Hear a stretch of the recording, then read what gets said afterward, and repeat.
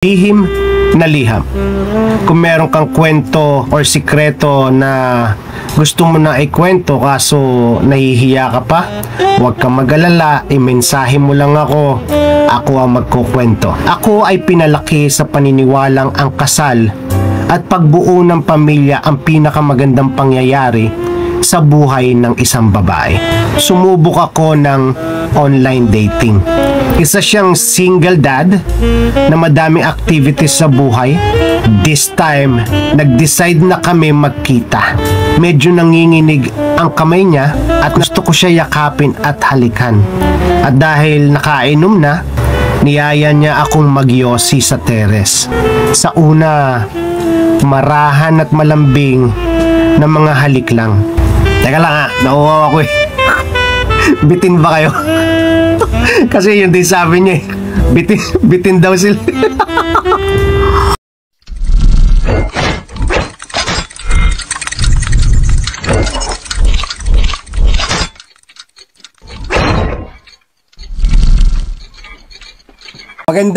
Magandang araw po sa inyong muli.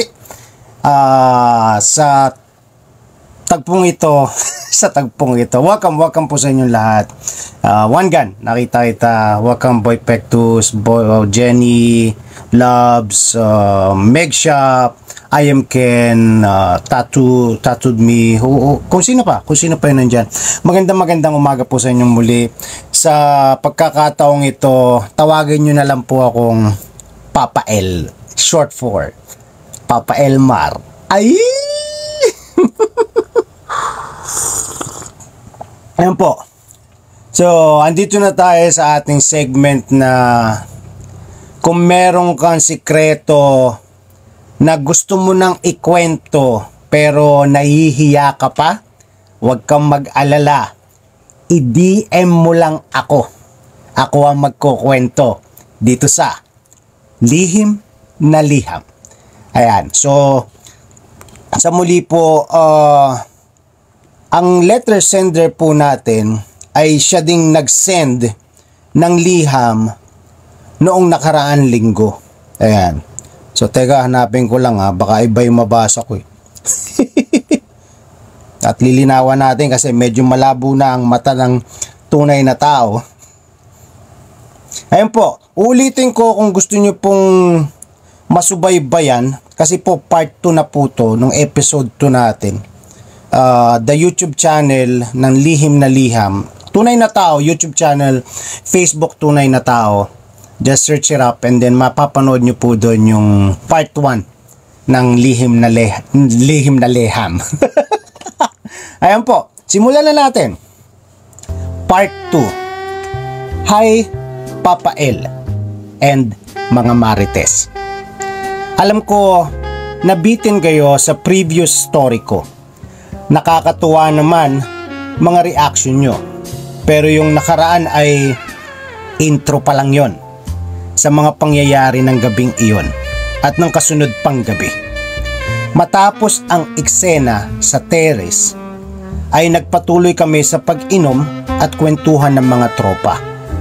Maya-maya ay nag-uwian na din ng iba at yung couple na nag-rent ng kondo ay nagpahinga na din dahil lasing na. Iilan na lang ang natitira sa puntong ito. Nagpatay kami ng ilaw sa sala at nagbukas ng mga lampara. L-shape ang sofa at nakahiga kami ng magkatabi sa isang side. Sa kabilang dulo naman, andon si Cheska.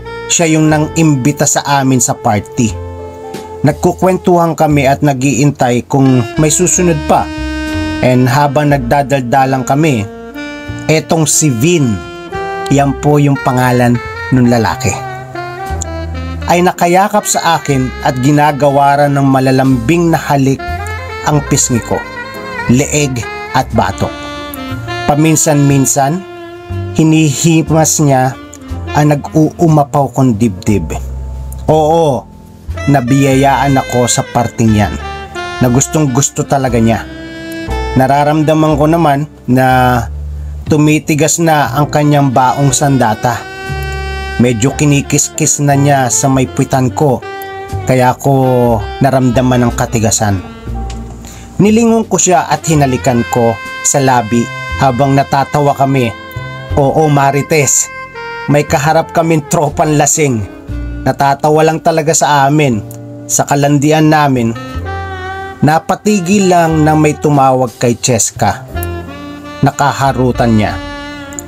Nasa ibaba sila ng kondo at nagpapasundo. Pinakausapan ni Cheska si Vin ang sumundo sa mga lalaki. Tumayo siya at hinalikan ako bago lumabas. Pagbalik niya ay may kasama na siyang 2 lalaki na bisita ni Cheska. Bumalik siya sa tabi ko pero inayos niya pwesto namin at nagbukas ng ilaw ulit. Dahil dyan, tuloy ang inuman at kulitan. Napasarap ang kwento ko dun sa bagong dating na nahimik si Vin. Nainis siya at nag-walk out.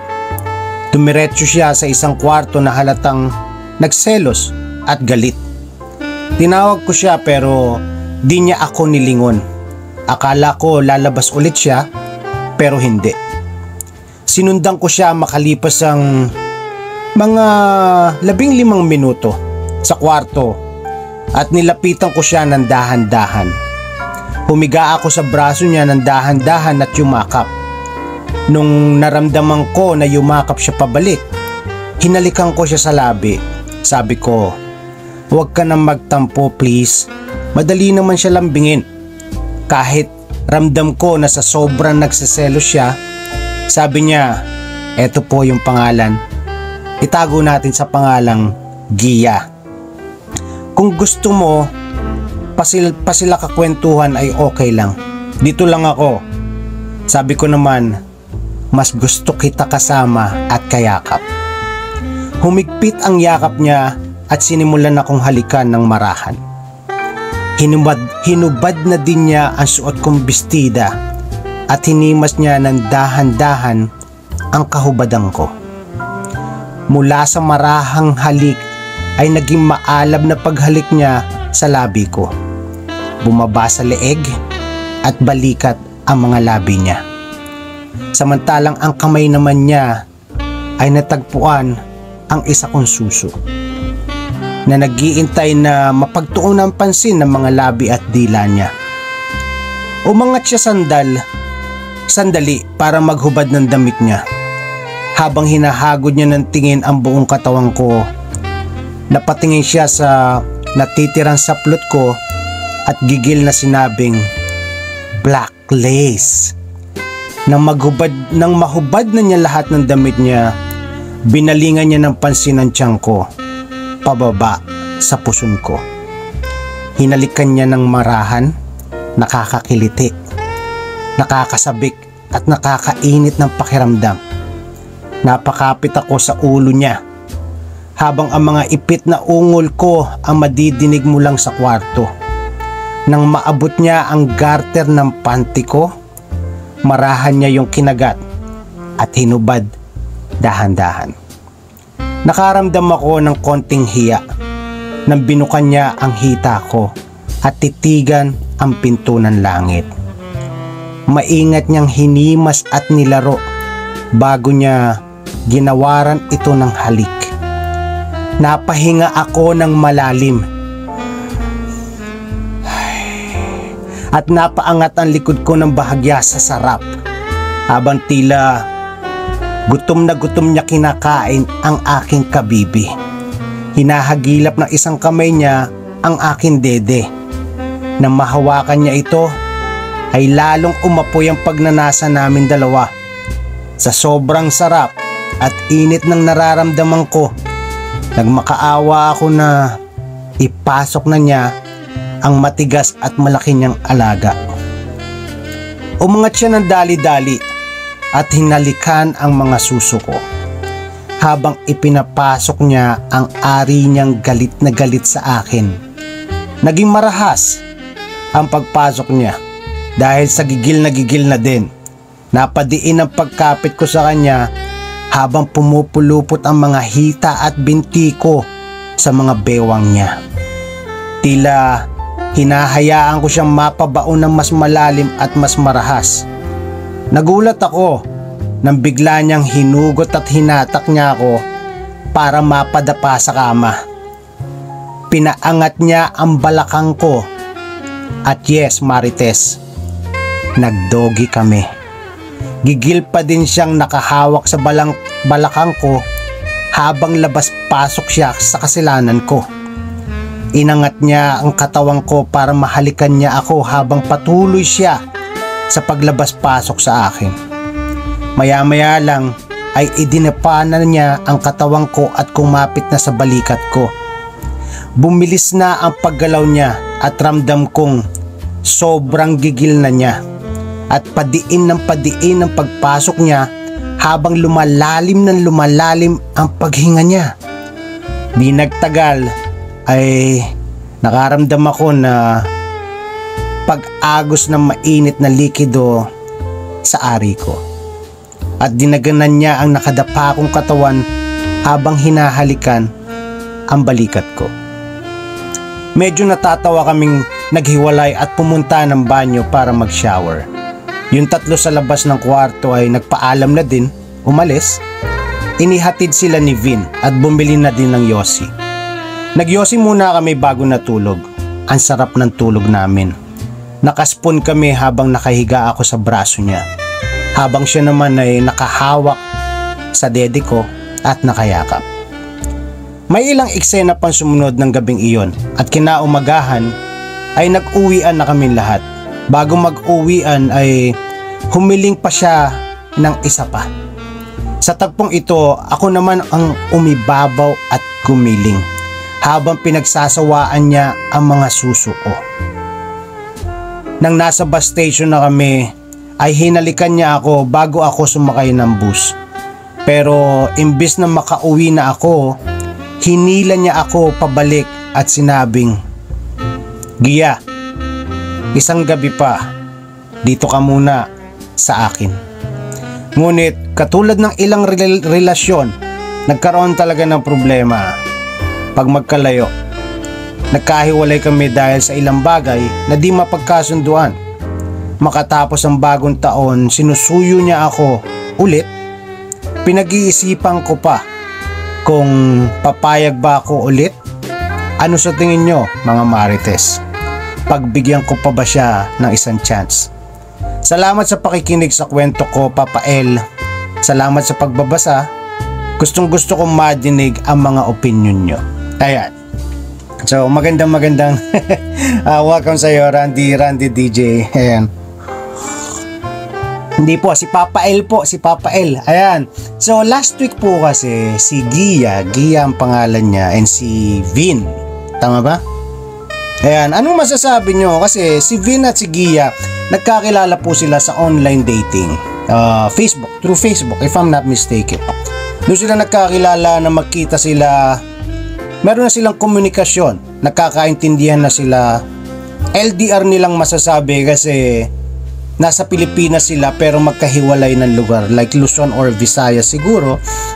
Nang magkita sila, naimbitahan silang pumunta sa isang terrace, no, sa isang condominium, sa isang birthday party, nagkalasingan, nagkatsuktsukan, and then makalipas ang ilang oras at ilang araw, sinasabi niya na nagkahiwalay din sila. But ngayon, I'm not sure kung ngayon, but that's how it sounds like, yeah. Natatawa ako na di ko maintindihan. Ayun, I'm not sure if it's ngayon, but kasi send lang nung liham, and then ulitin natin yung dulong parte. Ngunit katulad ng ilang relasyon, nagkaroon talaga ng problema pag magkalayo. Nagkahiwalay kami dahil sa ilang bagay na di napagkakasunduan. Matapos ang bagong taon, sinusuyo niya ako ulit. Pinag-iisipan ko pa kung papayag ba ako ulit. Sa tingin nyo, pagbibigyan ko pa ba siya ng isang chance? Ayan. May picture ba? Hindi po. Kasi po ang lihim na liham ay sikreto mo na gusto mo nang ikwento pero nahihiya ka pa. Kaya wag kang mag-alala kasi nandito si Papa El i-DM mo lang ako ang magkukwento dito sa Lihim na Liham. Ayan. So anong masasabi nyo? Pagbibigyan niya pa ba? Ulitin ko tulad nung sinabi ko last week, hindi ko masabing one night stand yung nangyari sa kanila kasi nga mayroon na silang intindihan, mayroon na magnobya na sila sa madaling sabi. And then it just so happen na alam mo yun, kahit naman siguro ako, malayo ako sa asawa ko, ilang taong kami hindi magkita, kahit nga araw lang. Ngayon LDR kami ng misis ko, nandun siya sa east side, nandito ako sa west side. So nung magkita sila, nalasing, iba talagang nagagawa ng alak, kaya ako kape na. Ayun. May nangyari sa kanila dun sa party nga, and then ito yung karugtong na kwento, mas detalyado yung nangyari pa sa kanila. Kasi nung una sa terrace lang sila na may biglang pumasok, ngayon sinarili na nila yung kwarto. Ang masasabi ko dito sa kwento mismo na to, malambing paglasing. Ito masasabi ko din sa kwento eh. Yung selos kunwari na ganyan. Style ni Bin Bulok. Yung alam mo yun, yung kasi kung ako talaga nagtatampo, kung ako talaga nagseselos, aalis na ako. Pero hindi ibang klase. Nagselos, nagtampo, pumasok sa isang kwarto. Parang ano yan eh, sundan mo ako, ganun. So yun nga, sa madaling sabi, hindi masyadong wild si Gia. Medyo masasabi kong conservative pa rin siya. Unlike si Angel, hinihintay ko pa rin po yun, yung kung halimbawa man na pagkakatiwalaan niya pa tayo na magbasa ng kanyang sikreto, si Angel na naka G-string. Ayan, set up sir. Ayun, so may nangyari sa kanila. Tapos nagkaroon, kasi sabi niya dun sa unang kwento, siloso daw talaga si Guy. Para sa akin kayo guys, anong masasabi nyo? Dapat niya pa bang pagbigyan ng isa pang chance?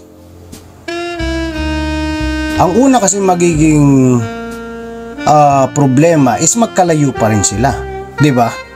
Not unless yun yung dapat nila mapagkasunduan muna, yung hindi na long distance relationship, di ba? Kailangan mag-usap tayo, hindi pwede yung kung kailan mo lang ako gustong makita, parang ganun eh, di ba?